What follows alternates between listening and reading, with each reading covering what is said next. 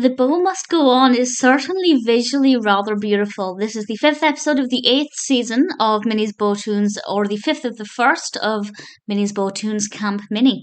And everybody's getting ready to practice for the talent show. I would have liked to have seen a little bit more of the different talents. We get to see a tiny bit of Daisy's and Clarabelle's. I would have liked a little bit more of that, but in general, it wasn't too bad. And Minnie goes off to practice her dance. She's doing ballet.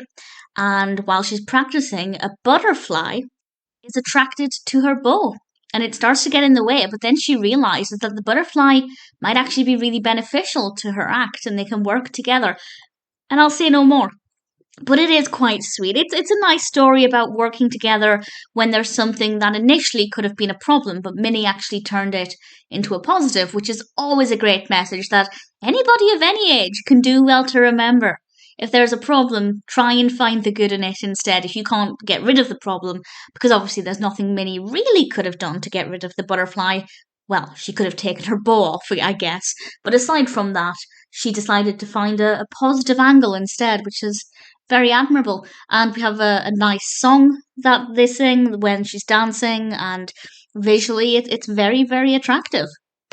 That's both in terms of Minnie's costume, the backdrops, the butterfly itself. Everything looks lovely. It's got a very, very pink and purple colour palette, which is not unusual for Minnie's Bow-Toons, but I feel like it's even more so than a lot of episodes, which, considering I love both of those colours, that's something that I found to be rather appealing.